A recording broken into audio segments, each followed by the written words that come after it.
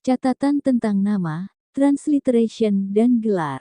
Tak terhindarkan, buku ini mengandung keragaman nama, bahasa, dan masalah transliterasi yang menantang. Buku ini untuk pembaca umum, jadi kebijakan saya adalah menggunakan nama-nama yang paling mudah dicerna dan dikenal. Saya minta maaf kepada kalangan pecinta keaslian yang tersinggung dengan keputusan ini. Dalam periode Yudea, saya secara umum menggunakan nama-nama Yunani, bukan Latin atau Ibrani, untuk raja-raja Hasmonean, Aristobulos misalnya. Untuk karakter-karakter minor seperti saudara ipar Herod, saya menggunakan nama Ibraninya, Jonathan, ketimbang nama Yunaninya Aristobulos, untuk menghindarkan kebingungan dengan banyak nama Aristobulos lain. Tentang nama-nama keluarga, saya menggunakan nama yang terkenal Herod, bukan Herodes Pompei, Mark Antony, Tamerlane, Saladin. Untuk nama-nama Persia, jika sangat terkenal seperti Cyrus, saya menggunakan versi itu. Keluarga Maccabi bertahta sebagai dinasti Hasmonea, tapi saya menyebut mereka Maccabi demi kejelasan. Pada periode Arab, tantangannya lebih besar. Saya tidak berpretensi untuk konsisten. Saya umumnya menggunakan bentuk-bentuk Inggris yang terkenal, seperti Damaskus ketimbang Dimaske. Saya menanggalkan artikel "al" di depan nama orang, kelompok dan kota, tapi mempertahankannya pada seluruh nama gabungan dan untuk penyebutan pertama nama dalam naskah dan catatan-catatan sesudahnya. Saya tidak menggunakan tanda diakritikal. Sebagian besar Khalifah Abbasiyah dan Fatimiyah serta Sultan-Sultan Ayyubi mengadopsi nama gelar, lakap, seperti Al-Mansur. Benar-benar untuk memudahkan pembacaan, saya menanggalkan dalam semua kasus artikel marifat. Saya menggunakan ibn, bukan bin, kecuali untuk nama-nama yang sangat terkenal. Dalam nama seperti Abu Sufyan, saya tidak menggunakan genitif Arab yang misalnya akan menghasilkan Muawiyah bin Abi Sufyan sekali lagi untuk kemudahan. Saya umumnya menyebut Ayyubi, keluarga Saladin. Tidak ada konsistensi dalam pemakaian historis Barat akan nama-nama Arab misalnya. Abbasiyah dikenal dengan nama-nama penguasanya terlepas dari Harun al-Rashid karena dia terkenal berkat cerita-cerita Arabian Nights. Semua sejarawan menggunakan nama Saladin untuk Sultan abad ke-20 itu, namun menyebut saudaranya Al-Adil. Nama lahir Saladin adalah Yusuf bin Ayub, saudaranya adalah Abu Bakar bin Ayub. Keduanya mengadopsi nama-nama kehormatan Salah al-Din dan Saif al-Din. Dan keduanya belakangan memakai nama gelar Al-Nasir pemenang untuk Saladin dan Al-Adil, yang adil untuk saudaranya. Agar lebih mudah, untuk masing-masing saya gunakan nama Saladin dan Safadin. Sebagian untuk menghindarkan kebingungan tentang nama-nama Ayyubi seperti Al-Adil, Al-Aziz, Al-Afdal, dan sebagian untuk menerangkan koneksinya dengan Saladin. Dalam periode Mamluk, para sejarawan biasanya menggunakan nama Baibars, bukan menggunakan nama gelar Al-Zahir, tapi kemudian memakai nama-nama gelar untuk sebagian besar lainnya kecuali Al-Nasir Muhammad yang keduanya digunakan. Saya mengikuti tradisi inkonsisten ini. Dalam periode Ottoman, untuk nama-nama yang kurang terkenal, saya berusaha menggunakan ejaan Turki, bukan Arab. Saya memilih begitu saja versi yang paling mudah dikenali. Cemal Pasha adalah Cemal dalam bahasa Turki dan sering ditransliterasi menjadi Cemal. Saya menggunakan Mehmet Ali bukan Muhammad Ali. Dalam masa modern, saya menyebut Husain bin Ali Syarif Mekah atau Raja Husain dari Hijaz. Saya menyebut para putranya pangeran atau amir, sampai mereka menjadi Raja Faisal dan Abdullah, bukan Faisal dan Abdullah bin Husain. Saya menyebut mereka Syarifian dalam periode awal dan Hashimi pada periode belakangan. Saya menyebut Raja pertama Saudi Arabia Abdul Aziz Al Saud, namun saya lebih sering menggunakan versi baratnya, Ibnu Saud. Bertha Spafford menikahi Frederick Vester, untuk konsistensi saya menyebutnya Spafford. Kanaan, Yehuda, Yudea, Israel, Palestina, Bilat al-Syams, Syria Raya, Coele Syria, Tanah Suci, hanyalah sebagian dari nama-nama yang dipergunakan untuk menggambarkan negara, dengan perbatasan-perbatasan yang beragam. Konon ada 70 nama Yerusalem, sebagian dibuat dalam lampiran. Di dalam kota itu, rumah Tuhan, rumah suci, kuil, semua merujuk ke kuil Yahudi. Kubah, Kubah al-Sakrah, kuil Tuhan, Templun Domini merujuk ke kubah batu, Aqsa adalah kuil Sulaiman.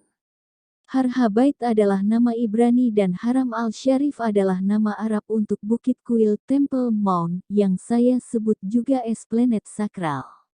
Perlindungan, sanktuari, bisa merujuk ke Holy of Holies, yang Maha Kudus, atau belakangan ke bukit kuil. Orang Muslim menyebutnya Noble Sanctuary, Haram. Bagi Muslim tu sanktuaris merujuk ke Yerusalem dan Hebron, bangunan Herodian lain. Makam Ibrahim dan para pemuka. Anastasis, gereja, kuburan suci dan Deir Sultan merujuk ke gereja kuburan suci. Batu Rok adalah sakrah dalam bahasa Arab, batu pondasi adalah Even Hashtiyah dalam bahasa Ibrani, Holy of Holies adalah Kodes HaKodesim. Tembok, kuil, tembok barat dan tembok ratapan dan burak merujuk ke situs suci Yahudi. Citadel dan Menara Daud merujuk ke benteng Herod yang dekat dengan gerbang Jaffa. Makam Perawan dan St. Mary Yosafat adalah tempat yang sama. Lembah Yosafat adalah Lembah Kidron. Makam Daud, Nabi Daud, Cenakel dan Coena Culum menunjukkan tempat suci di Bukit Zion. Setiap gerbang punya begitu banyak nama yang berubah begitu sering sehingga daftarnya menjadi tidak berguna. Setiap jalan punya paling sedikit 3 nama, jalan utama kota tua adalah El-Wad dalam bahasa Arab, Hagai dalam bahasa Ibrani dan Lembah Vali dalam bahasa Inggris. Konstantinopel dan Bizantium merujuk ke Romawi Timur dan imperiumnya. Setelah 1453, saya merujuk ke kota itu sebagai Istanbul. Katolik dan Latin saling menggantikan. Ortodoks dan Yunani juga demikian. Iran dan Persia juga bisa saling menggantikan. Saya menggunakan Irak, bukan Mesopotamia untuk kemudahan. Gelar-gelar, kaisar-kaisar Romawi adalah princeps dalam bahasa Latin dan belakangan imperator, para kaisar Bizantium belakangan menjadi basileos dalam bahasa Yunani. Di awal Islam, para pengganti Muhammad secara beragam bergelar Amir al-Mukminin dan Khalifah. Sultan, Padisah, dan Khalifah, semua adalah gelar-gelar penguasa Ottoman, di Jerman, Kaisar dan Kaisar serta Tsar dan Kaisar di Rusia bisa saling menggantikan. Prolog. Pada tanggal 8 AB, nama bulan Yahudi, pada akhir Juli tahun 70 Masehi, Titus, putra Kaisar Roma Vespasian yang mengomandani pengepungan 4 bulan atas Yerusalem, memerintahkan seluruh pasukannya bersiap-siap menyerbu Bukit Kuil saat fajar. Rupanya, esok harinya adalah tepat 500 tahun setelah orang Babilonia menghancurkan Yerusalem. Kali ini Titus mengomandani angkatan perang 4 legiun berkekuatan 60.000 tentara Romawi dan pasukan pendukung lokal yang bernafsu memberikan pukulan terakhir ke kota pembangkang yang sudah hancur itu. Di balik tembok, mungkin 1,5 juta orang Yahudi yang kelaparan masih hidup dengan kondisi yang mengenaskan. Sebagian adalah para pengikut fanatik keagamaan, sebagian para bandit penjara, tapi sebagian besar adalah keluarga-keluarga tak berdosa yang tak punya jalan keluar dari perangkap maut nan perkasa ini.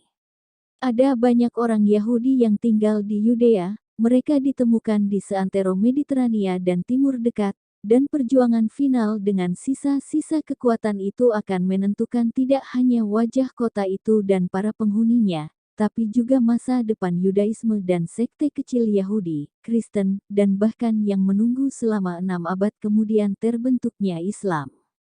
Orang-orang Romawi sudah memasang lerengan menyandar ke tembok-tembok kuil. Tapi, serangan mereka atas benteng di atas jalan itu sempat gagal. Beberapa saat sebelumnya pada hari itu, Titus mengatakan kepada para jenderalnya bahwa upaya-upayanya untuk menjaga kuil asing ini mengorbankan terlalu banyak tentara di pihaknya dan dia memerintahkan gerbang-gerbang kuil dibakar. Gerbang-gerbang perak meleleh dan mengobarkan api ke pintu-pintu, jendela dan rak-rak kayu di dalamnya, kemudian kayu yang ditumpuk di lorong-lorong kuil itu sendiri. Titus memerintahkan api dipadamkan. Orang-orang Romawi tidak boleh membalaskan dendam diri mereka pada benda-benda mati, bukan orang. Lalu, dia beristirahat malam itu di markasnya di Menara Antonia yang setengah hancur, yang menghadap ke kompleks kuil yang bercahaya. Di sekeliling tembok-tembok, ada pemandangan-pemandangan mengerikan yang pasti menyerupai neraka di muka bumi. Ribuan mayat membusuk di bawah terpaan sinar matahari. Bau busuknya tak tertahankan. Kawanan anjing dan serigala berpesta. Pada bulan-bulan sebelumnya, Titus memerintahkan seluruh tahanan atau para pembelot disalib. 500 orang Yahudi disalib setiap hari. Bukit Zaitun dan perbukitan terjal di sekeliling kota itu penuh dengan salib sehingga nyaris tak ada ruang lagi tersisa, juga tak ada pohon lagi untuk membuat salib. Tentara-tentara Titus bersenang-senang memakui para korban mereka dengan memiringkan dan merentangkan tangan mereka dalam posisi-posisi absurd. Banyak orang Yerusalem begitu ketakutan berusaha keluar dari kota, sehingga saat pergi, mereka menelan uang-uang logam, untuk menyembunyikan harta mereka, dengan harapan mengambilnya kembali ketika sudah aman dari orang-orang Romawi. Mereka muncul dengan perut membuncit karena busung lapar dan seperti orang terserang penyakit buang air, tapi ketika mereka makan, mereka ambyar berkeping-keping. Ketika perut-perut mereka meledak, para tentara menemukan harta karun dari usus yang busuk, jadi mereka pun mulai membinasakan semua tahanan, mengeluarkan isi perut mereka dan menggeledah usus mereka dalam keadaan hidup. Tapi, Titus tergugah dan berusaha melarang penjarahan anatomis ini. Kekejaman-kekejaman yang dilakukan oleh orang-orang Roma dan para pemberontak di dalam tembok setara dengan sebagian kekejaman terburuk abad ke-20.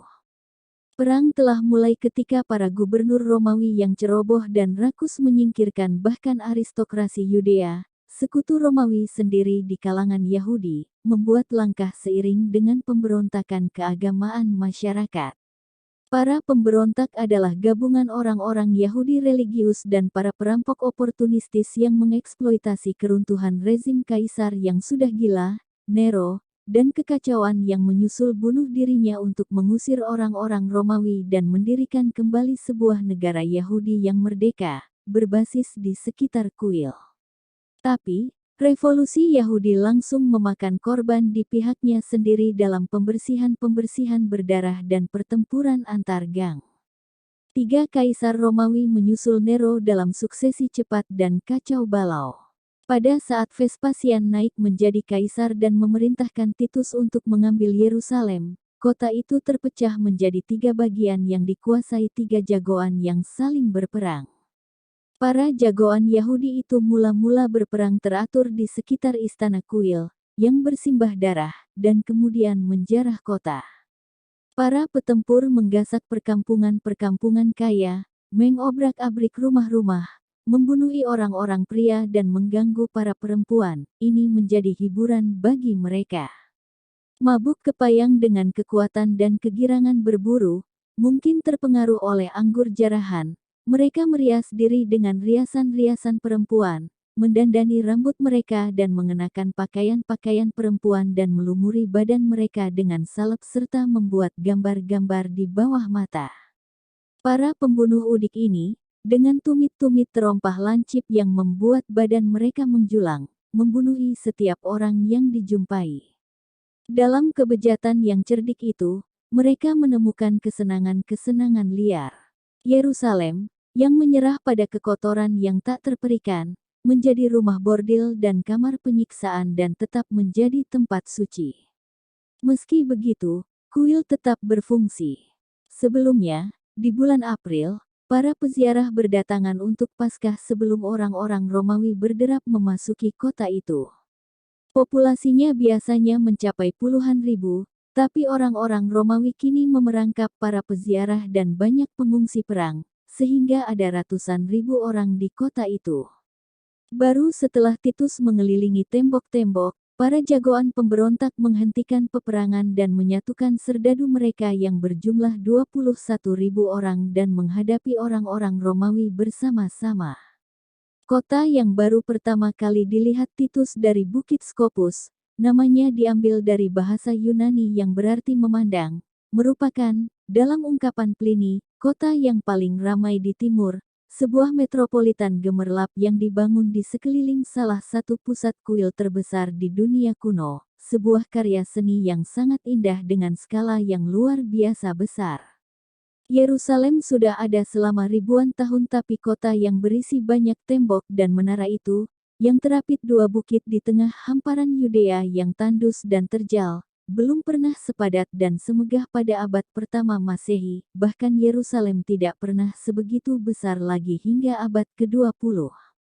Yerusalem ini adalah pencapaian Herod yang agung, Raja Yudea yang brilian dan psikotik yang istana-istana serta benteng-bentengnya dibangun dalam skala yang begitu monumental dan begitu mewah dekorasinya sehingga sejarawan Yahudi, Josephus, mengatakan bahwa keadaannya melampaui kemampuan saya untuk menggambarkannya.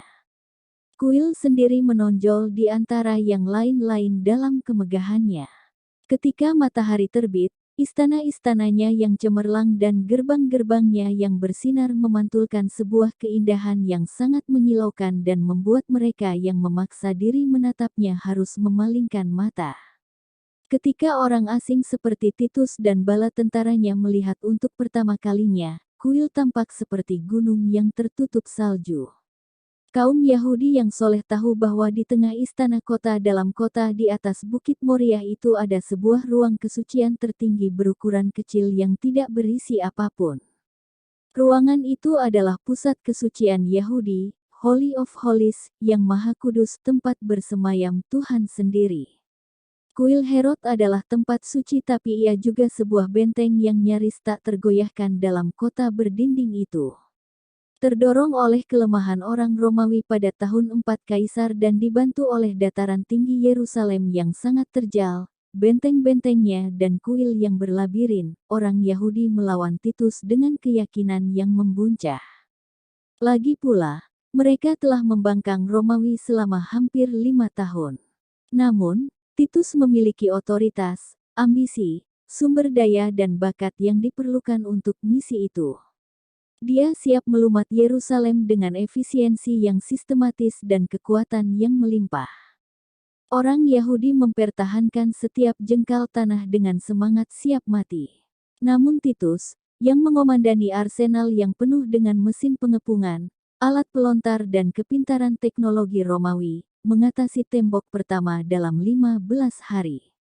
Dia memimpin 1.000 anggota pasukan memasuki pasar-pasar Yerusalem yang membingungkan dan menyerbu tembok kedua.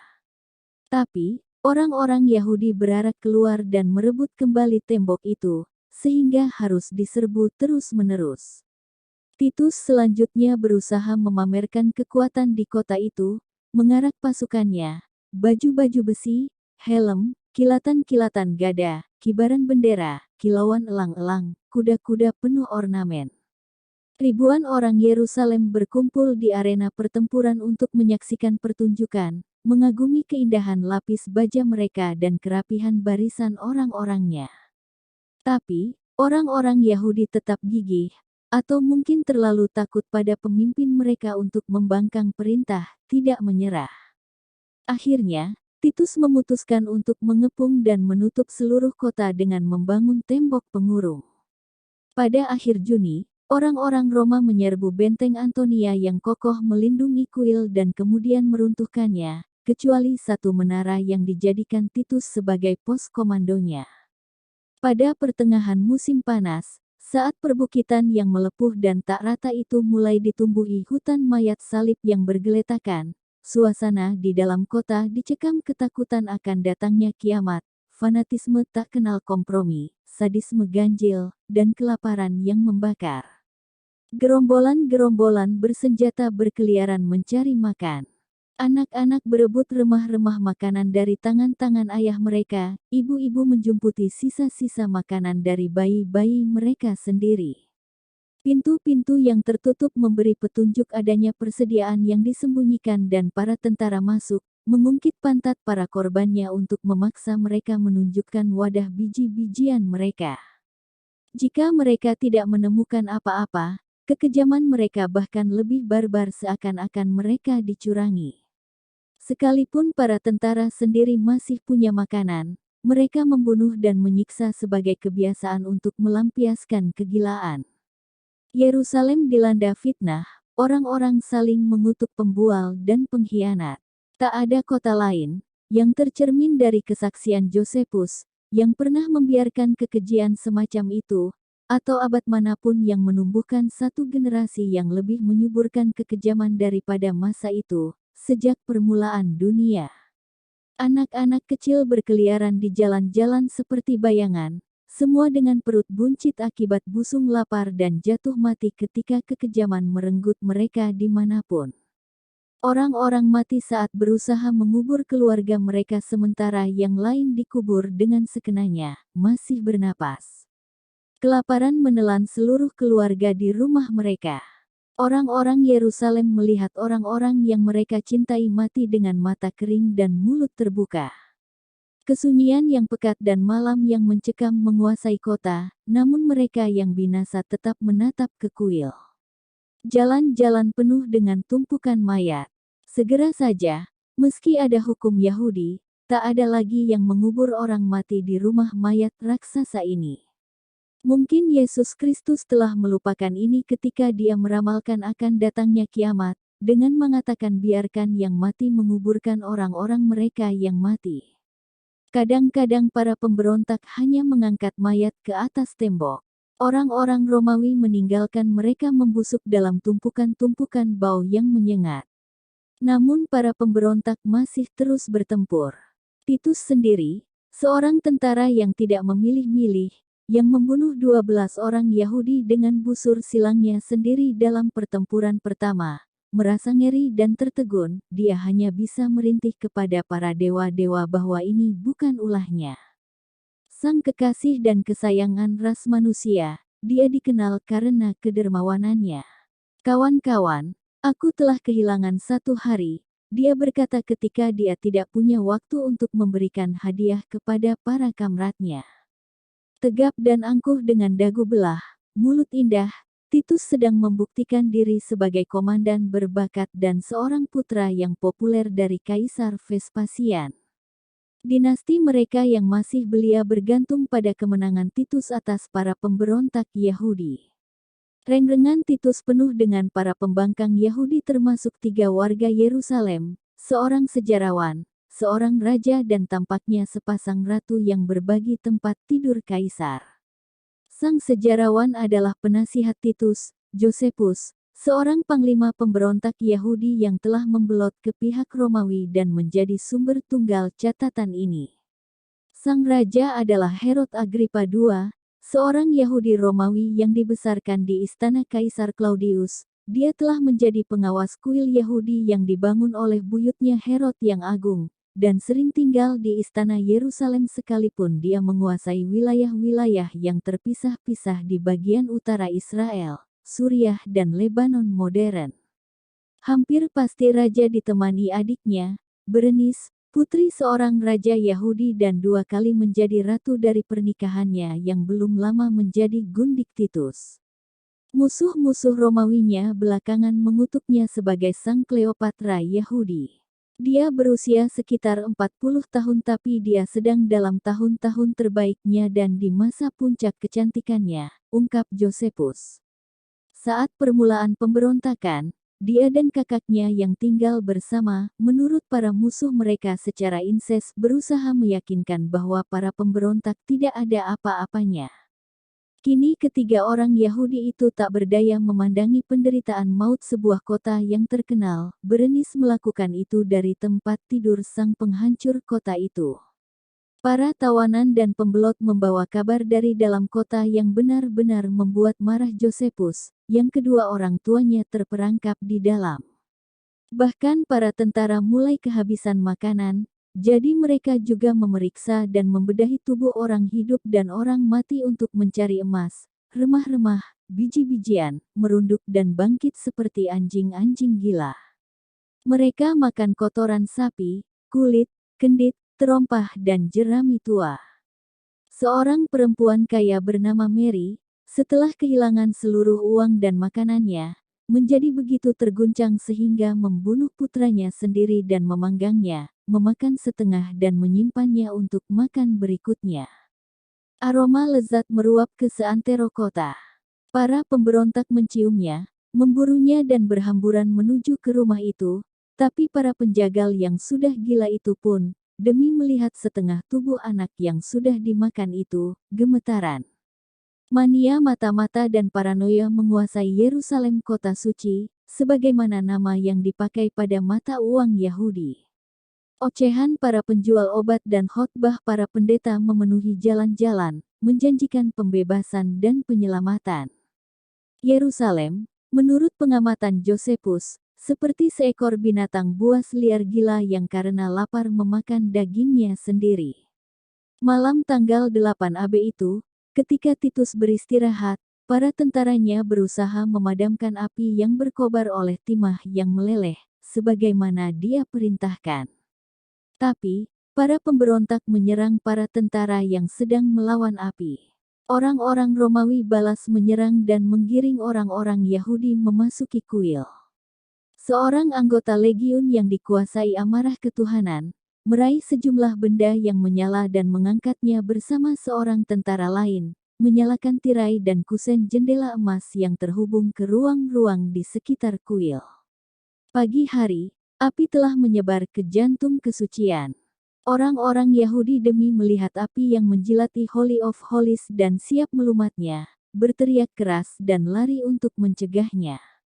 Tapi sudah terlalu terlambat. Mereka membarikade diri dalam istana dalam kemudian memandangi dengan diam tercekam.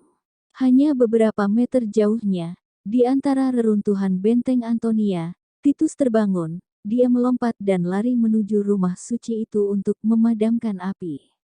Para pengiringnya, termasuk Josephus, dan mungkin Raja Agripa dan Berenice menyusul, dan di belakang mereka berlari ribuan tentara Romawi semua terkejut bukan kepalang. Pertempuran menggila.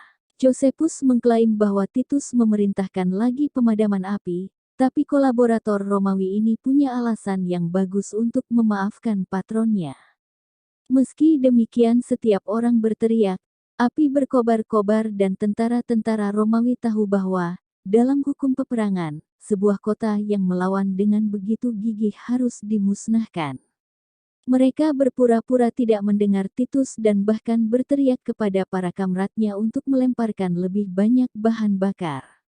Para anggota legiun begitu tergesa-gesa sehingga banyak yang terjerembab atau terbakar sampai mati dalam hiruk-pikuk haus darah dan haus emas, menjarah begitu banyak emas sehingga harganya segera anjlok di seantero timur.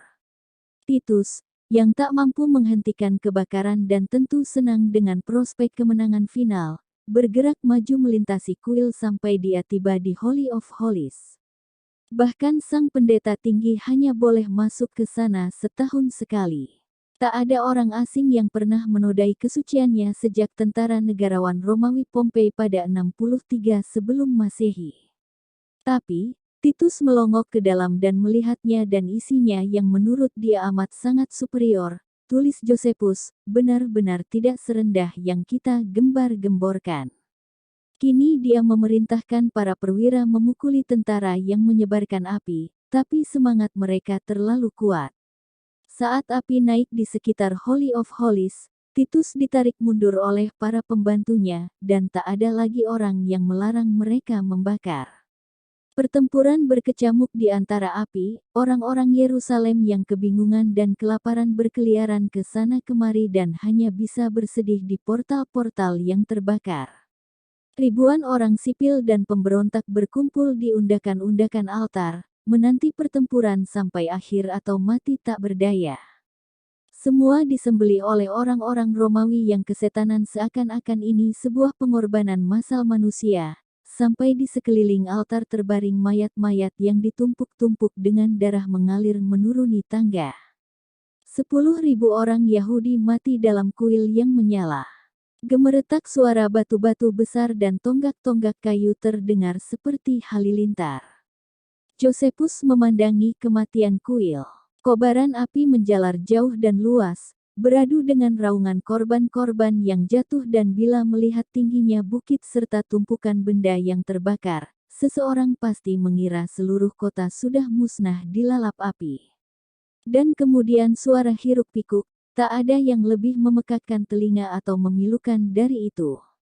Ada teriakan-teriakan perang dari legiun-legiun Romawi yang merangsek maju, lolongan para pemberontak yang dikelilingi api dan pedang, orang-orang berlarian dengan panik ketakutan tapi jatuh ke tangan musuh, dan jeritan-jeritan mereka saat menemui ajal, bersekutu dengan ratapan dan tangisan dari mereka yang ada dalam kota. Transyordan dan perbukitan di sekelilingnya menyumbang gema, membuat suasana kian mencekam. Kau tentu akan mengira bukit kuil mendidih dari dasar, karena di mana-mana ada kobaran api besar.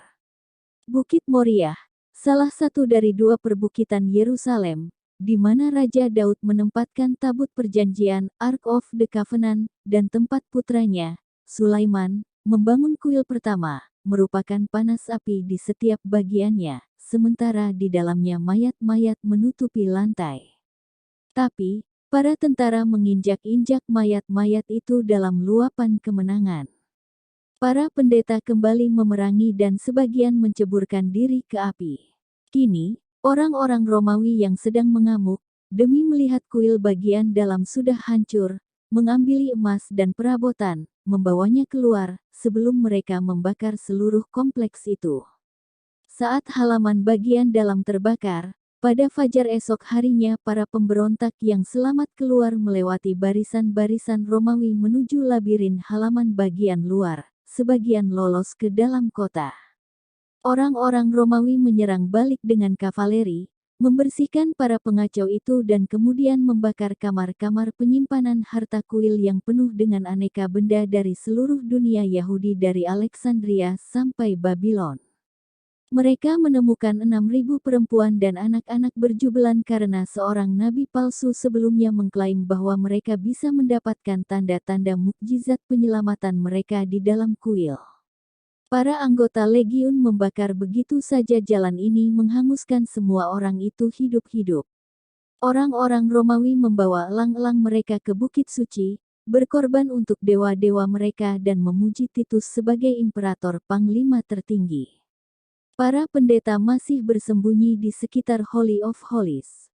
2 tercebur ke api, dan 1 berhasil membawa keluar harta benda kuil, jubah-jubah pendeta tinggi, 2 kandil emas dan tumpukan kulit kayu manis dan kasia rempah-rempah yang dibakar setiap hari di rumah perlindungan itu. Ketika sisanya menyerah, Titus mengeksekusi mereka seakan-akan memang pantas para pendeta binasa bersama kuil mereka. Yerusalem dulu dan sekarang masih sebuah kota terowongan. Kini para pemberontak menghilang di bawah tanah sambil mempertahankan benteng Citadel dan kota atas di sebelah barat. Titus butuh waktu sebulan lagi untuk menaklukkan seluruh Yerusalem. Ketika kota itu jatuh, orang-orang Romawi beserta pendukung mereka dari Syria dan Yunani mengalir ke arena. Pedang di tangan mereka membantai tanpa ampun semua yang mereka jumpai dan membakar rumah-rumah berikut semua orang yang berlindung di dalamnya. Malam hari ketika pembunuhan berhenti, api kian merajalela. Titus berunding dengan 2 jagoan perang Yahudi di seberang jembatan yang membentang antara kuil dan kota, membiarkan mereka tetap hidup asalkan menyerah. Tapi mereka tetap menolak. Dia memerintahkan penjarahan dan pembakaran kota bawah yang di dalamnya setiap rumah penuh dengan mayat. Ketika para jagoan perang Yerusalem mundur ke istana Herod dan Citadel, Titus membangun lerengan-lerengan untuk melemahkan mereka dan pada tanggal 7 Elul di pertengahan Agustus, orang-orang Romawi menyerbu benteng-benteng itu. Pertempuran berlangsung terus di terowongan-terowongan sampai salah satu pemimpin Yahudi John dari Gisala menyerah. Dia tidak dibunuh tapi dipenjarakan seumur hidup. Tokoh lain Simon Ben Giora muncul dengan mengenakan jubah putih dari terowongan di bawah kuil dan mendapat tugas mentereng dalam upacara kemenangan Titus, perayaan kemenangan di Roma. Dalam aniaya dan perusakan metodis sesudahnya, satu dunia musnah menyisakan beberapa momen yang membeku dalam masa.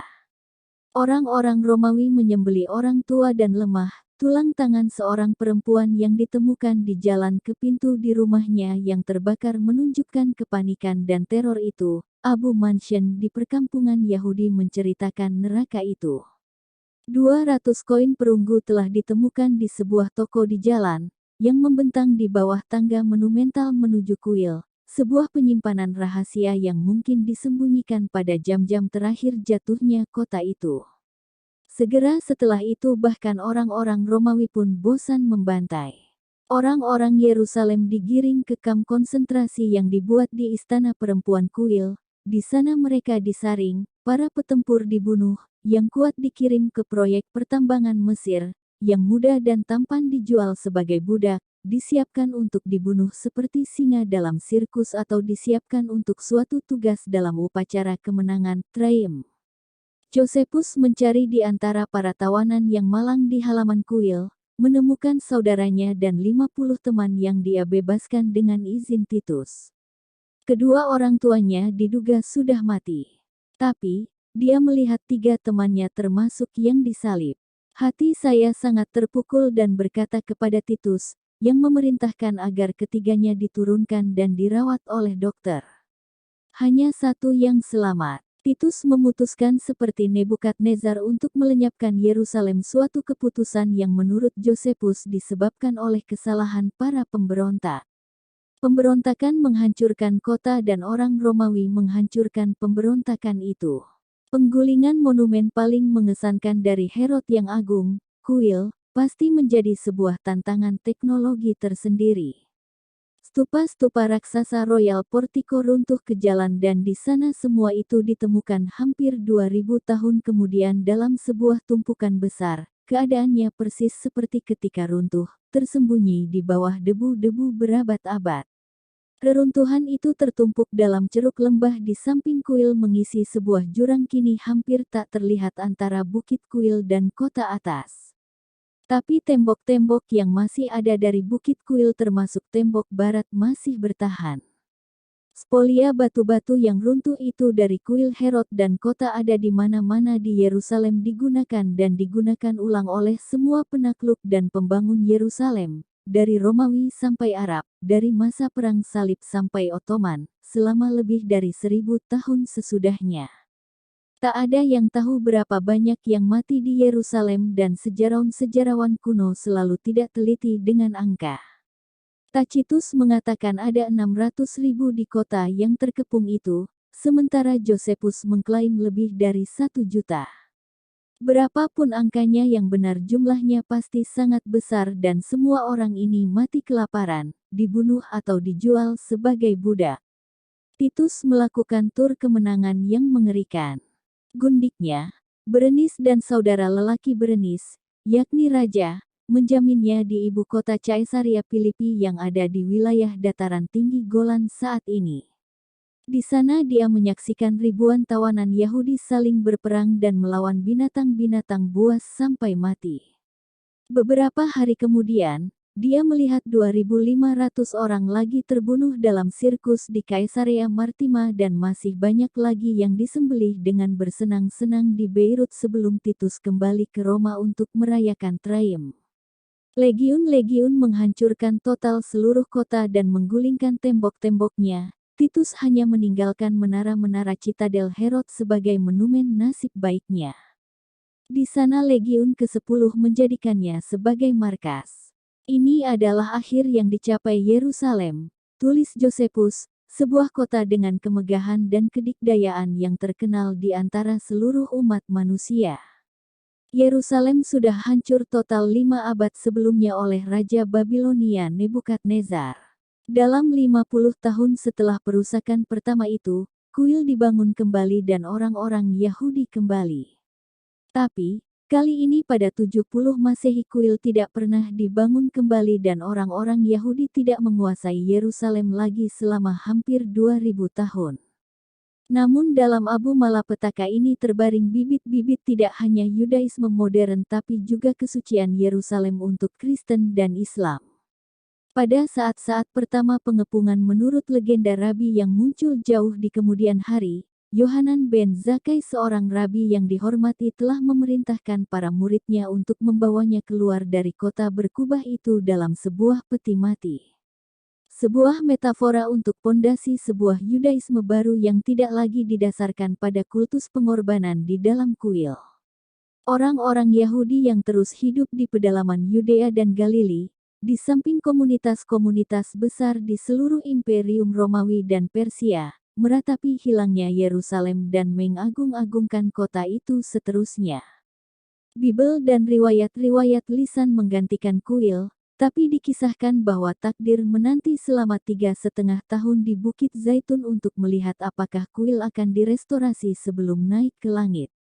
Penghancuran juga menentukan bagi orang Kristen. Komunitas kecil Kristen Yerusalem yang dipimpin oleh Simon, sepupu Yesus, lari dari kota itu sebelum orang-orang Romawi masuk.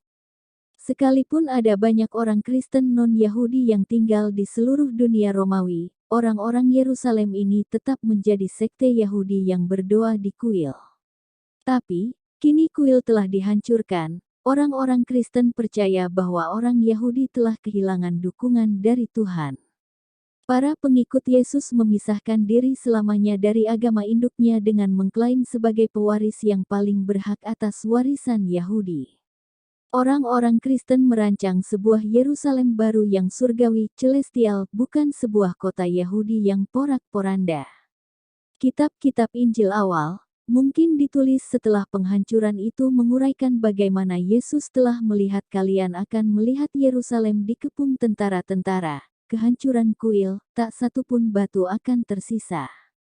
Kuil yang hancur dan jatuhnya orang Yahudi adalah bukti dari wahyu baru itu. Pada 620-an, ketika Muhammad mendirikan agama barunya, dia pertama-tama mengadopsi riwayat-riwayat Yahudi, berdoa menghadap ke Yerusalem dan mengagumi nabi-nabi Yahudi karena bagi dia penghancuran kuil membuktikan bahwa Tuhan menarik rahmat-Nya dari orang Yahudi dan menganugerahkannya kepada Islam. Ironis bahwa keputusan Titus untuk menghancurkan Yerusalem justru membantu menciptakan kota sebagai cetakan kesucian bagi dua umat ahli kitab yang lain. Dari mula-mula, kesucian Yerusalem tidak hanya berevolusi, tapi dipromosikan dengan keputusan-keputusan dari segelintir orang. Sekitar tahun 1000 sebelum Masehi, 1000 tahun sebelum Titus, yang pertama dari orang-orang yang merebut Yerusalem adalah Raja Daud.